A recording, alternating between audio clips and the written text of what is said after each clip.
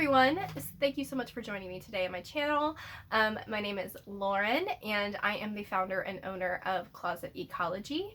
I am a part-time reseller. So within Closet Ecology, I sell pretty much anything and everything that will fetch me a decent profit.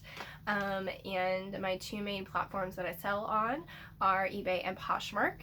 But I also sell locally to local buy-sell trade stores as another stream of income within my reselling business. So today we are going to talk about numbers. And I wanted to make this my first video for several reasons. The first reason and most important being is that I want to be transparent with my viewers from day one.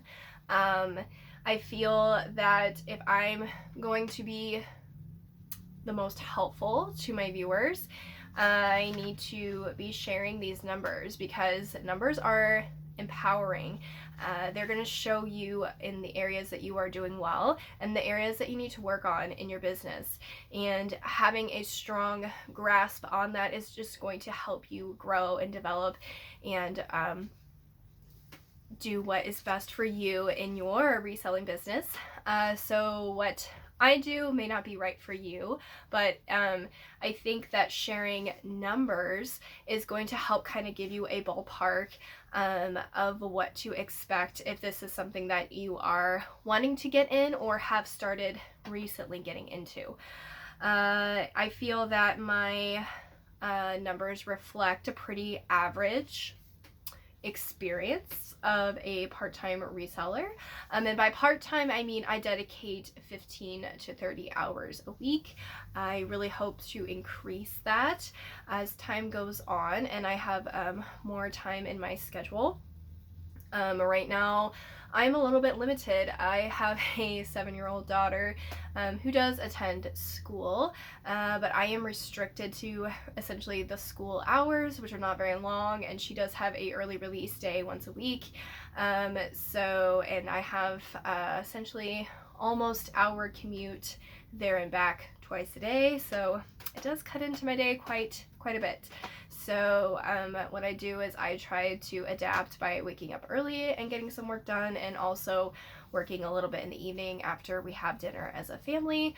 My husband, he does work outside the home. He is a truck driver and he works pretty long, extensive hours, 12 to 14 plus hours a day. So yeah, that is our life. It's a little bit crazy, but we make it work. So quickly before I dive in, I want to talk a little bit about my goals for my business in 2020 and just in general. My goals are to make a profit of at least, I shouldn't say profit, I should say what I take home and put into our bank account, not my business bank account, is I want to be able to pay myself at least a salary of $2,000 a month, hopefully within the near future. I'm not quite there yet, so spoiler alert. But yeah, that's really kind of the base that I want to be moving to in my next goal.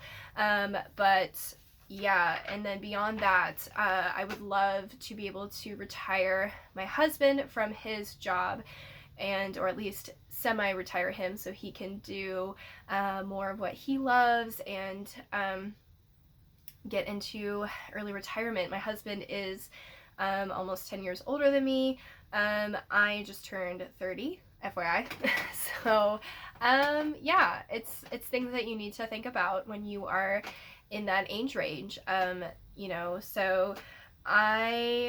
that's essentially my goals.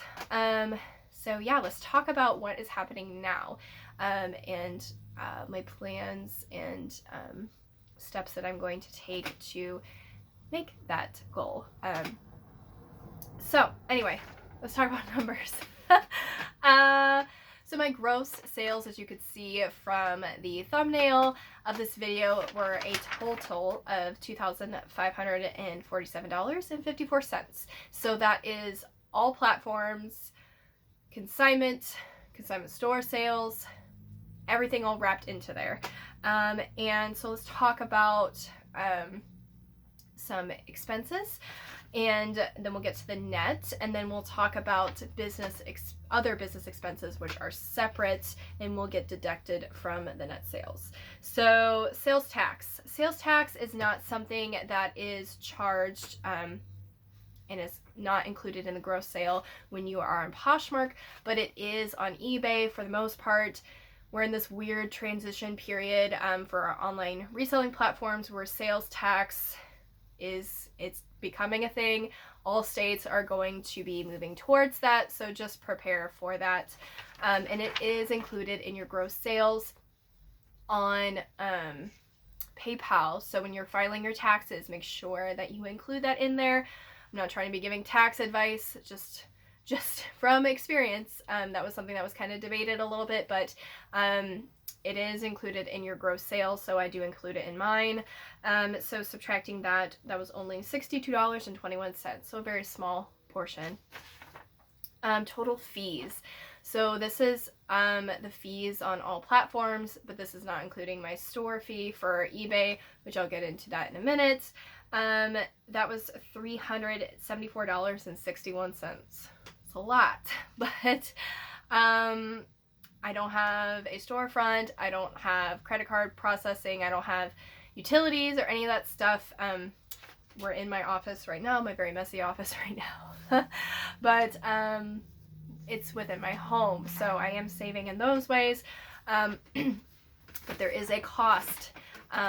There's no way really getting around the cost of having a business, but yeah, so that's what I paid in fees this month. Shipping discounts. So that is something that only pertains to Poshmark. If you are new to Poshmark, when you send out an offer to likers, which is something I highly recommend you do, you are forced as a seller to eat either the entire shipping or a shipping discount, which is a portion of the shipping. So you offer that discount to the customer at your expense. So just keep that in mind when you're offering things to customers, that you really want to create that buffer to kind of make up for that. So that was only $21.60 this month, so I'm pretty happy with that. Shipping. Total that I spent on shipping through eBay was $387.40. Shipping is expensive, and I get discounted rates through eBay. I also, every once in a while, will do things through Pirate Ship. So if you're not familiar with Pirate Ship, I highly recommend looking into that, because you can really save a lot of money that way.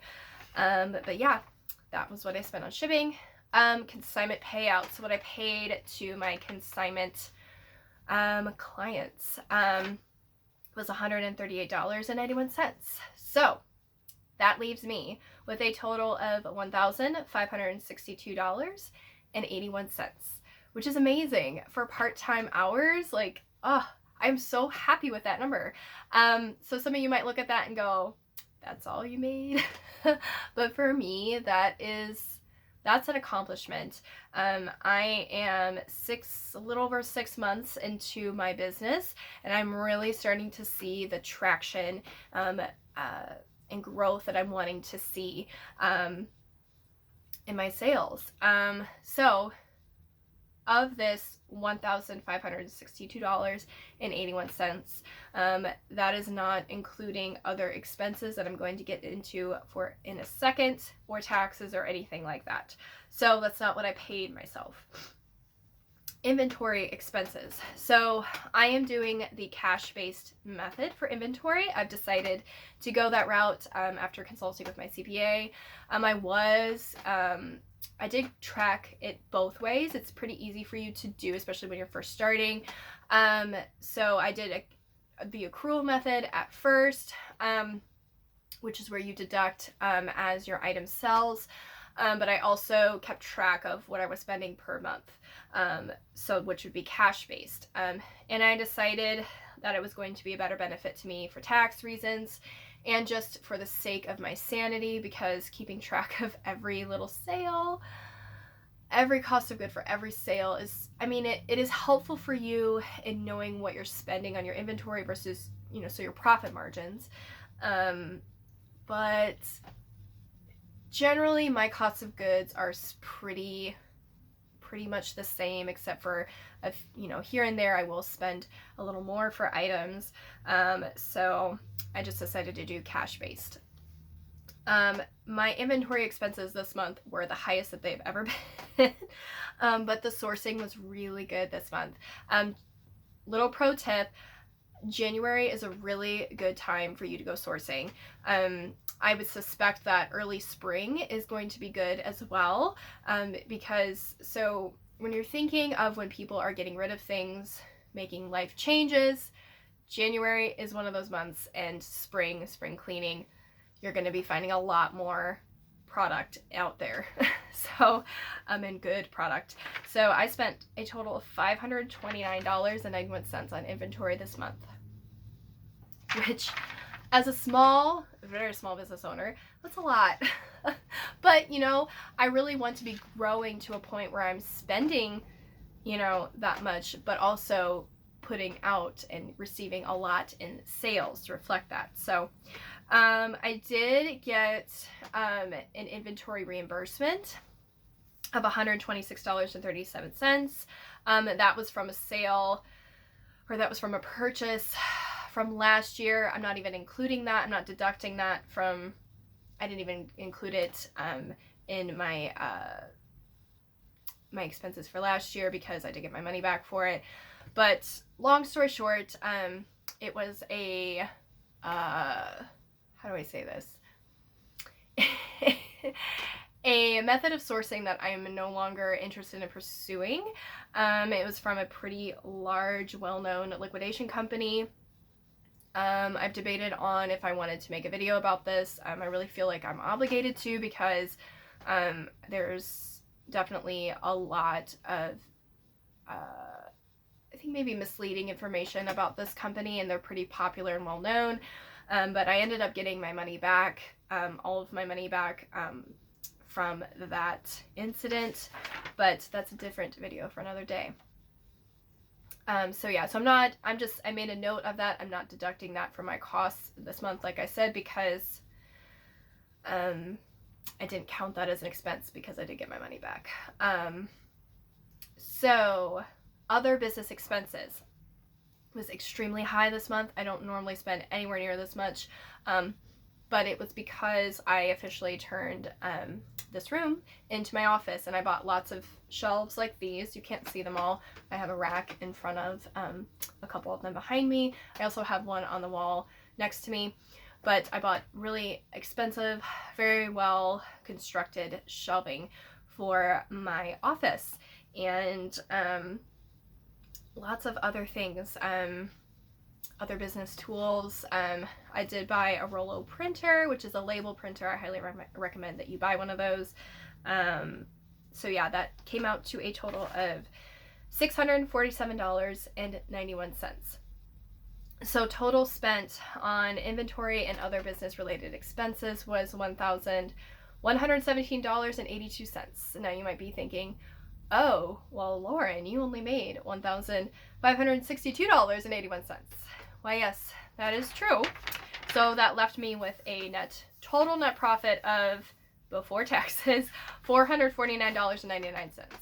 And so here's a couple things to keep in mind. So I planned for these expenses. I knew I was going to be spending more on inventory, most likely in January, and I knew I was going to have a lot of other business related expenses for the month of January. So what I did was, in December, I worked really hard and I didn't pay myself. I just left that money in my business account so I could make all these large purchases and have it not hurt so bad in January. So, because what I make and what you make is going to be different than what you pay yourself, or it should be, at least. I am a debt-free business, so I don't carry any debt for my business. That's just a personal choice for myself and my family. So if I want to make big purchases, I just don't take a paycheck, and I just save up a little bit and make purchases that way. That's worked really well for me, and I can hope to continue to do that in the future. And so what I actually paid myself, because I set money aside, was $1,000 this month, which I'm pretty happy with.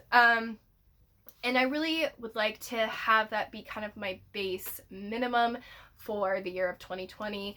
And like I said, I want to be growing and moving towards making a take home of what I put in my actual personal business account, $2,000 a month. So yeah, that is my profits and what I made for the month. Let me know in the comments below your thoughts. Did the number surprise you? Was that a lot of money to you? Was that like chump change? I'm just curious what everybody's thoughts in the process. But I feel like my experience and my profits are pretty average, and something that is very attainable and achievable by somebody who wants to implement part-time hours. And like I said, with me, I am looking to grow my business, put more hours in, and as a result, see more money coming my way as well. So yeah, linked down below will be my Poshmark closet and my eBay store, and also my email. So if you have any questions about anything, shoot me an email. I don't have a huge online presence, and actually virtually I don't have any online presence, personal or business related. So YouTube is kind of my way of getting into social media. Reselling is a very unique niche where you don't really have to have a large social media following, and you don't really even have to have any in order to be successful. But I wanted to start a YouTube channel and start being more active on social media, just because I do feel a calling to help others in their reselling businesses, connect with other resellers, and also hopefully turn this into another stream of income for myself and my family, so that I can retire my husband, so he doesn't have to work those really long, crazy hours, and he can be home with us and running this amazing business with me. So thank you so much for watching. I'm going to try to wrap this up so it's not too long. If you have any questions, comments, leave them down below. Send me an email. And I look forward to seeing you next time. Bye, guys.